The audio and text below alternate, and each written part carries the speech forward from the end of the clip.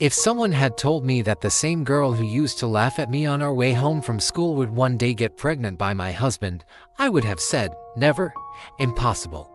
But life doesn't always give you warnings.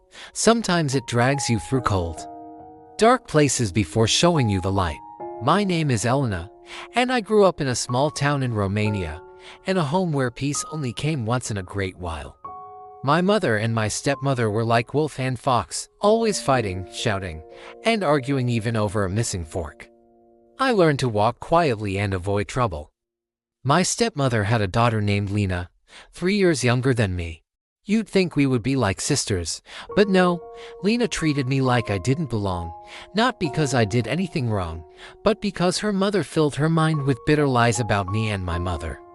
My mother, on the other hand, always said, Elena, no matter what, Lena is still your sister. Don't let anger grow in your heart. So I tried to be kind, even when Lena embarrassed me at school and called me village mouse. Our father grew tired of the constant shouting in the house. He started spending his evenings at the old wine tavern in town. Soon, he became a drunk and stopped paying attention to us. Then the worst happened. My mother got sick and passed away. Just like that. No warning, no goodbye. I was only 13. I knew I was in trouble. My only protector was gone. My stepmother made me work like a servant. Every morning, I swept the yard, fetched water from the village well, cooked, washed clothes, and helped on the farm. Meanwhile, she and Lena sat under the apple tree gossiping. Because of all the chores, I was always late for school. And guess who told the teachers I was lazy? Lena.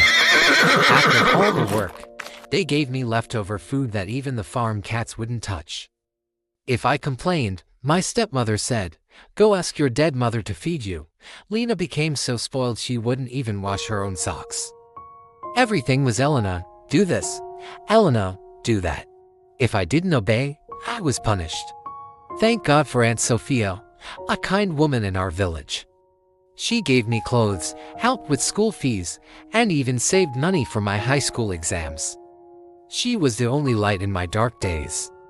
Years later, during a winter celebration, I met Victor at a friend's wedding. He was polite, smart, and lived in Bucharest. My stepmother and Lena almost fainted when he came to visit our home. They always said no man would ever marry me before Lena. They were wrong. Victor and I married 3 months later. And I moved to the city. He enrolled me in a top cooking school, and after I graduated, he opened a cafe and bakery in my name. I felt blessed. I even sent money back home to my father, stepmother, and yes, Lena. I held no grudges. One day, my stepmother called and begged me to let Lena come live with us to learn baking. I thought maybe they had changed. That was my biggest mistake. Lena arrived and within 2 weeks, she started her mission. She pretended to be sick every morning so she wouldn't have to come to the bakery with me.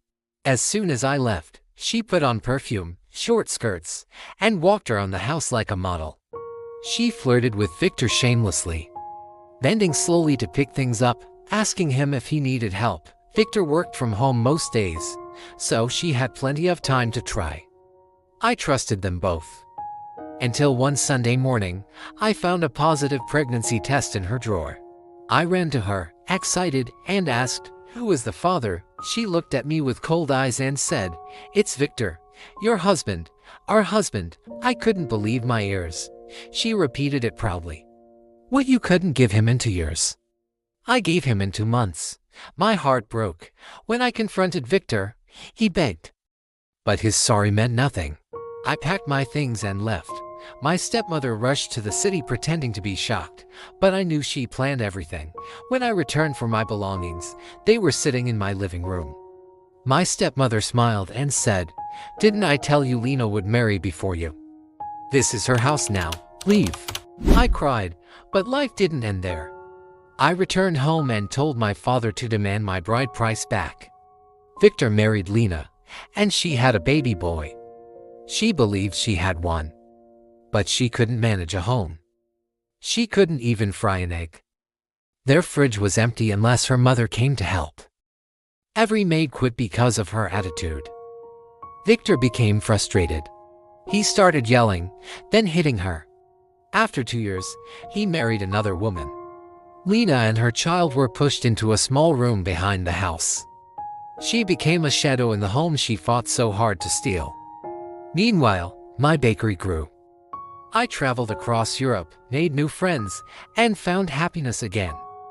I later remarried a kind man and built a peaceful family. Victor and I made peace, but I never returned to him. Lena now visits the village often to cry to her mother, who regrets everything. As for me, I thank God daily. Life tried to bury me, but it didn't know I was a seed. To every woman in a blended family, please don't pass your pain to your children. When you fill a child with hate, you are hurting their future, not protecting them. If Lena's mother had taught her love instead of jealousy, our story would have ended differently. Raise your daughters to be kind, not bitter. Raise your sons to respect women, not use them. One day, our children will harvest the seeds we planted in their hearts. Make sure you plant the right ones. Thanks for listening.